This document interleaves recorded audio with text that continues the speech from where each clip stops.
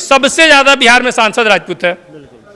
विधायकों की संख्या आप जोड़िए तो स्वर्णों में सबसे ज्यादा है और सबसे ज्यादा दुर्दशा राजपूतों की है बिहार में। तो भैया हम आपको प्रतिनिधि किस लिए बना रहे हैं जब हमारी हिस्सेदारी नहीं मिल रही है? आपको कोई मतलब ही नहीं है समाज से। ना आप केंद्र में कुछ बात कर सकते हैं ना प्रदेश में बात कर सकते हैं। तो केवल हम वोट बैंक बन के रह गए हैं। जैसे इस प्रदेश में मुस्लिम एक वोट बैंक है वैसे ही राजपूत एक वोट बैंक है। विगत कुछ दिन पहले राजपूत करनी समाज के जो सेना थे उसके राष्ट्रीय अध्यक्ष थे सुखदेव सिंह गोगामड़ी, उनकी निर्मम हत्या कर दी जाती है राजस्थान में। उसके बाद तरह तरह के आंदोलन होते हैं, कार्यक्रम होते हैं और राजपूत समाज को संदेश दिया जाता है कि अगर ऐसी घटना हो रही है तो आप लोग जग जाइए और लोगों को बताइए कि ऐसी घटना ना हो। उसी संदर्भ में आज पटना में है और यहाँ पे भी ये कार्यक्रम रखा गया। इस बीच हमारे एक भैया, क्या नाम हुआ आपका? विकास सिंह। इनसे हम बात करेंगे कि आखिर जो इतनी बड़ी घटना घट गई एक राष्ट्रीय अध्यक्ष के साथ, तो क्या माना जा सकता है कि आम आदमी इस जो चल रहा है फिर उसमें सेफ है? देखिए एक बात समझिए, अराजक तत्व हर दौर में रहे हैं, आज भी हैं।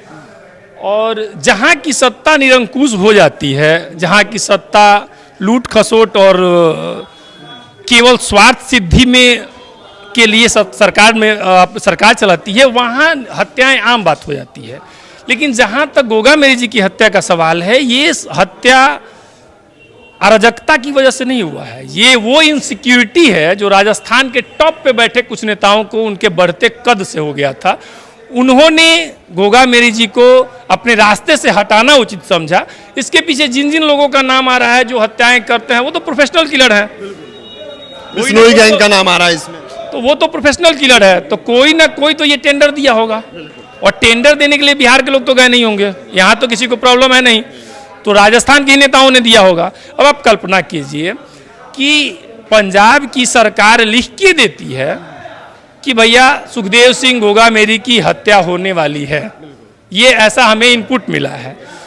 राजस्थान की सरकार ये इनपुट पहुंचाती है गोगामेरी जी के पास बजाय सिक्योरिटी देने के। तो जिस दौर में ये डिमांड होता है, ये बात आई, उसके बाद सुखदेव गोगामेरी जी ने एक सभा किया, केसरिया महापंचायत किया गया, जिस महापंचायत में ये कहा गया कि भैया गोगामेरी जी को सुरक्षा प्रदान की जाए। राजस्थान के तमाम राजपूत नेता जितने भी हैं, जिस भी दल में है, सब सत्ता में है। उस समय थे, कोई कांग्रेस का प्रदेश का नेतृत्व था उसमें सत्ता में थे, तो कोई देश में सत्ता में थे। किसी ने सुरक्षा दिलाने के लिए जहमत उठाई? मानता हूं कि चलिए कांग्रेस की सरकार ने नहीं सुरक्षा दिया, भाजपा क्या कर रही थी? प्रदेश सरकार नहीं देती, देश की सरकार देती।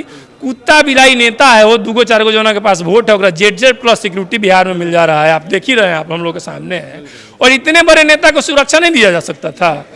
तो क्या आपको लगता है कि उस समय जो कांग्रेस की सरकार थी उसी समय अप्लाई किया गया था सुरक्षा के लिए, सुरक्षा गार्ड मिले और उस तरह का इनपुट मिला था जिसकी वजह से गोगामेडी ने बोला था कि हमें सुरक्षा मिलनी चाहिए, लेकिन कांग्रेस सरकार देती नहीं है। उसके बाद जैसे इलेक्शन खत्म होता है, रिजल्ट आना बाकी रहता है, भाजपा सत्ता में आती है लेकिन शपथ ग्रहण होता नहीं है, तब तक गोगामेडी जी के साथ ऐसा दुर्व्यवहार हो जाता है। तो इसको कैसे देखते हैं? हो सकता है कि ये हत्या चुनाव के पहले ही हो जाती, लेकिन ये डर होगी सरकार को कि कहीं ये हत्या पहले हो गई तो मेरा दुर्दशा हो जाएगा।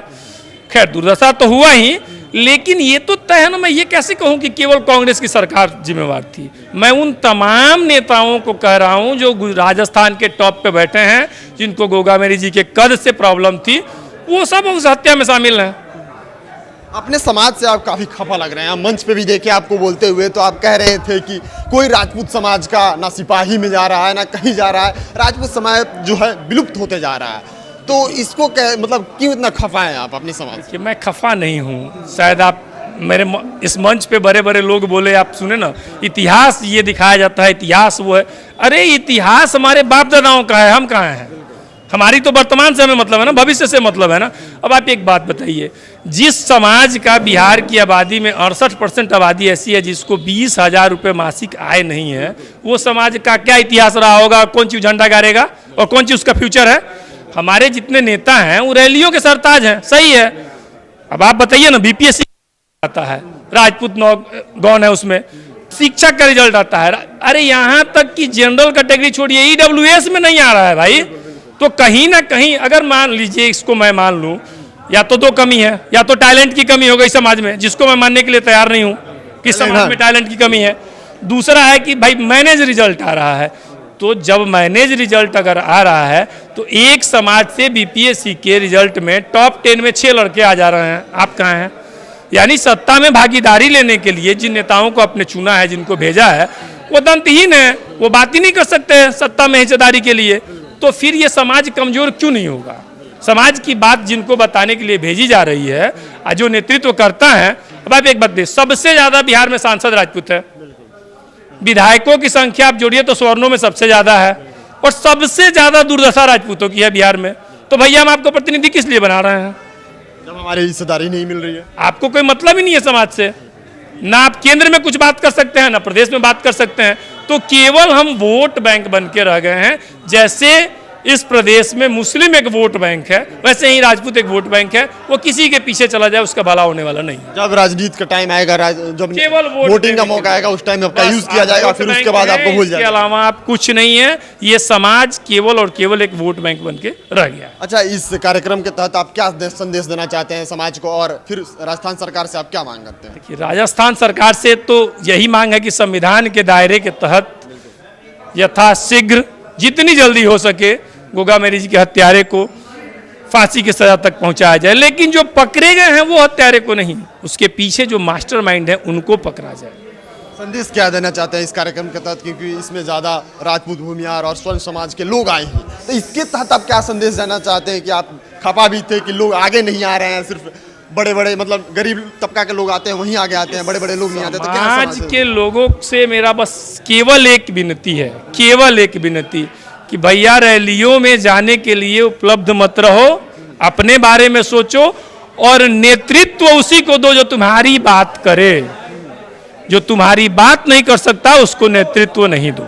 कोई भी हो, कितना भी बड़ा नेता हो, अगर उसके जुबान से तुम्हारे लिए आवाज नहीं निकल रही है तो वो तुम्हारा नेतृत्व करता नहीं हो सकता है। चलिए, बहुत बहुत धन्यवाद आप। धन्यवाद। ऐसे ही तमाम खबरों के लिए जुड़े रहिए लाइव स्पोर्ट्स के साथ। बहुत बहुत धन्यवाद आपको।